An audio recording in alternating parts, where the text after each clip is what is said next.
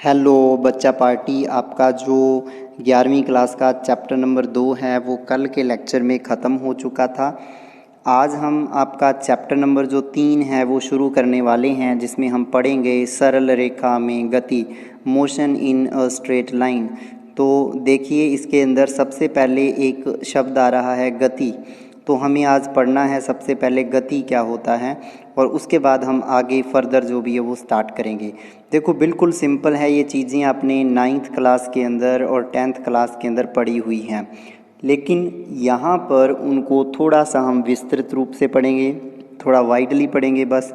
तो ये चैप्टर जो है बिल्कुल बेसिक चैप्टर है। पिछला चैप्टर के अंदर थोड़ा वीमा वाला जो पोर्शन है या त्रुटियों वाला थोड़ा सा आपको लगता है डिफ़िकल्ट लगा होगा, या अभी तो कोई प्रॉब्लम नहीं होगी क्योंकि हमने वो करवा दिया है, लेकिन इसके अंदर थोड़ा सा रहेगा। बिल्कुल सिंपल है, ये बेसिक है।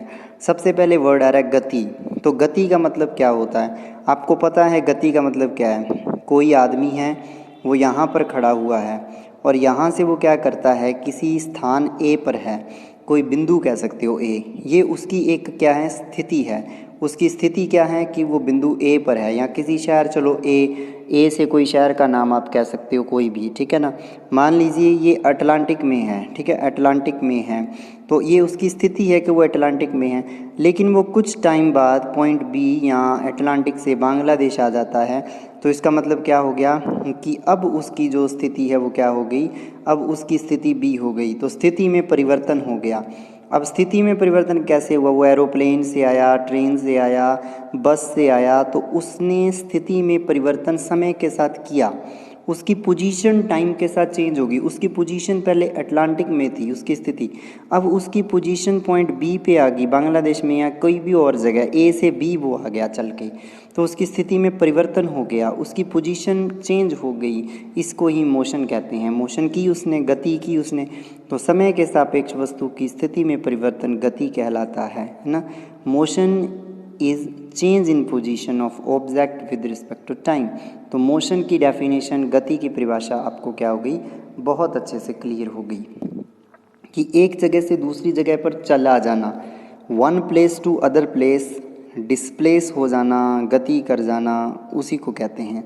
अब देखिए दूसरी बात, वो ब्रांच, फिजिक्स की वो ब्रांच, भौतिक विज्ञान की वो शाखा जिसके अंदर हम गति का अध्ययन करते हैं, जिसके अंदर हम मोशन की स्टडी करते हैं, उसको कहते हैं यांत्रिकी, यानी कि मैकेनिक्स।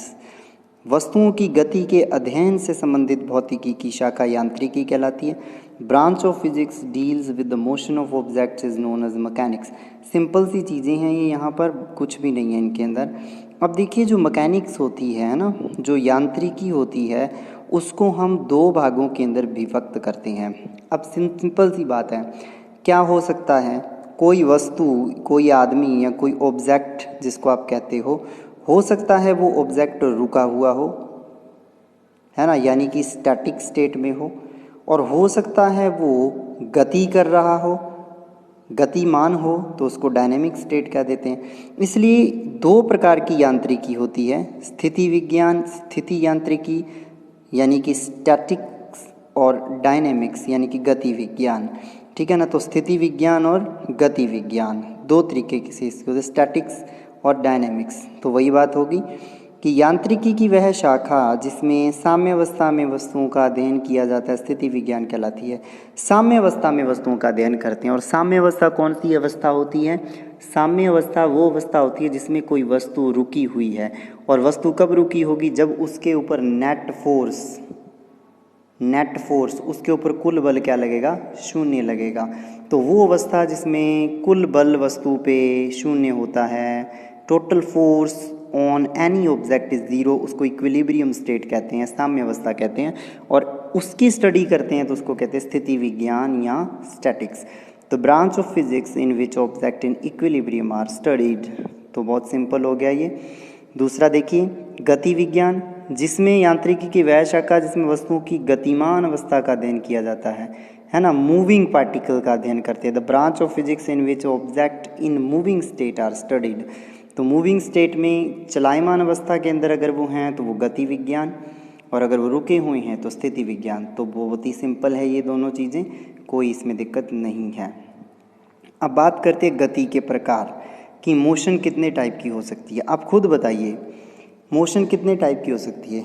एक आदमी बिल्कुल सीधा सीधा ए से बी पॉइंट तक बिल्कुल सरल रेखा में गति कर रहा है, बिल्कुल स्ट्रेट लाइन के अंदर, बिल्कुल स्ट्रेट लाइन में वो गति कर रहा है, मोशन कर रहा है, ए से बी तक जा रहा है, बिल्कुल स्ट्रेट, सीधा सीधा सीधा, कोई मोड़ नहीं, कुछ नहीं। तो एक ही दिशा में गति हुई। दिशाएं कितनी होती हैं साइंस में? 3 होती हैं, एक्स, वाई और जेड। जेड दिशा क्या होती है? प्लेन से ऊपर की ओर या नीचे की ओर, यानी कि प्लेन से बाहर की ओर होती है ये ना। जैसे इस तरीके से आप एक घन बनाते हो तो घन में दिशाओं को बहुत अच्छे से समझा सकते हैं। अब इसके अंदर जब आप बताओगे डायरेक्शन की तो ये एक्स कह दिया, ये वाई कह दिया, तो तीसरी क्या हो जाएगी? जेड हो जाएगी, है ना। इस तरीके से अब वही बात कर रहे हैं। एक सीधी लाइन में जो गति होती है उसको कहते हैं एक विमीय गति, एक ही दिशा में हो रही है। फिर कोई गति हो सकता है दीवार पर हो रही है, जैसे चींटी जो है ना, चींटी जो है एंट, वो क्या करती है? चींटी क्या करती है? वो क्या करेगी? दीवार पे ही चलेगी, वो उड़ नहीं सकती, दीवार पे ही चलेगी। तो वो दीवार पे कितनी दिशाओं में जा सकती है? अब ऐसे जाती है यदि ऐसे मुड़ जाएगी, ऐसे मुड़ जाएगी, तो 2 ही दिशाएं होगी, एक्स एंड वाई। तो वो जाती द्विविमीय, क्योंकि विमा का मतलब होता है, विमा का मतलब दिशा, तो द्विविमीय यानी कि 2 डायमेंशनल मोशन होगी वो उसकी, है ना, जब 2 दिशाओं में गति कर सके। और थर्ड क्या हो सकता है?